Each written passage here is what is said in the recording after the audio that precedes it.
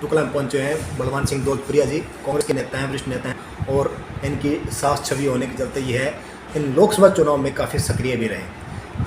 विधायक जी, जैसे कि अभी लोकसभा चुनाव में हरियाणा में जिस तरह से जनता ने यहाँ जन संदेश दिया संदेश, उस हिसाब से लोकसभा चुनाव में जो परिणाम आए हैं, क्या कहना चाहेंगे इस बारे में? जो लोकसभा चुनाव में हरियाणा प्रदेश की जनता जनार्दन जो जनादेश दिया है, उसके लिए मैं आपके चैनल के माध्यम से पूरे हरियाणा प्रदेश की जनता जनार्दन का आभार व्यक्त करता हूं, धन्यवाद देता हूं और उनको शुभकामनाएं देता हूं। जिस तरह से जनता जनार्दन ने दूरगामी सोच रखते हुए हरियाणा प्रदेश के उज्जवल भविष्य के लिए, आने वाली पीढ़ी के उज्जवल भविष्य के लिए, किसान की एमएसपी गारंटी कानून के लिए, छोटे दुकानदार का व्यापार बचाने के लिए, कर्मचारी को ओपीएस स्कीम के लिए और भी दूसरी जो इनकी जन विरोधी नीतियों से छुटकारा पाने के लिए इंडिया गठबंधन के पक्ष में, कांग्रेस पार्टी के पक्ष में जो जनादेश दिया है, उसके लिए पूरे हरियाणा प्रदेश वासियों का तहे दिल से आभार व्यक्त करता हूँ। इन लोकसभा चुनाव में जिस तरह से कांग्रेस नेताओं ने एकजुटता के साथ प्रचार किया और जनता जनार्दन में ने भी अच्छा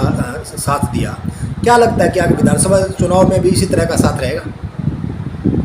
ये तो पहले भी एकजुट थी।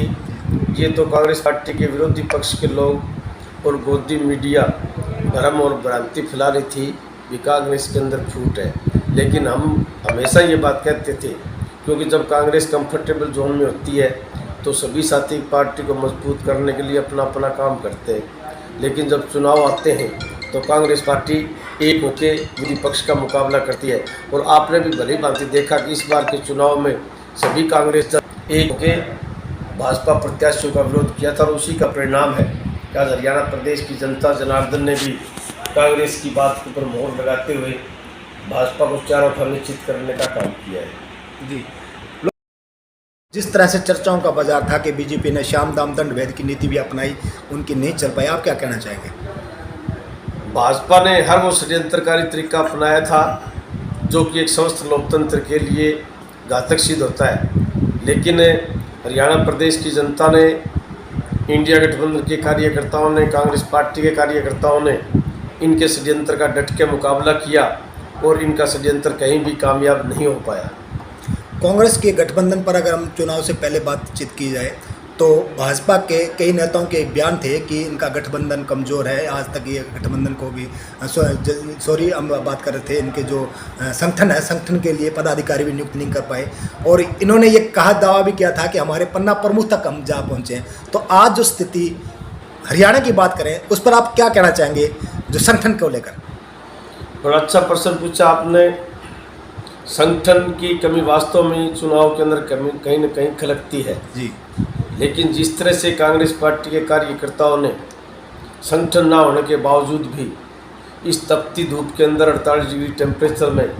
मात्र 28 दिन में इतनी भारी जीत हासिल की है, उसके लिए मैं कांग्रेस पार्टी कार्यकर्ताओं को, इंडिया गठबंधन कार्यकर्ताओं को बधाई भी देता हूँ। और जो बीजेपी कहती है कि हमारे पन्ना प्रमुख तक संगठन है, इन्होंने अपना फर्जी संगठन खड़ा कर रखा है। इस चुनाव में इनके ना कहीं पन्ना प्रमुख दिखाई दिए,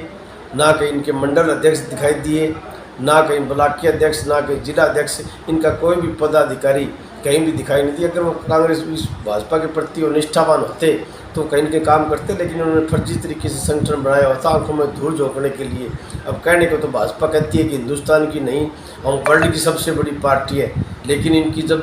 सोच होती है तो गली मुहल्ले जैसी सोच होती है। तो हम तीनों कई बार कहते हैं, आपकी जब पार्टी इतनी बड़ी है, विश्व स्तर की पार्टी है, तो आप विश्व स्तर की सोच रखिए। लेकिन जिस तरह से प्रधानमंत्री ने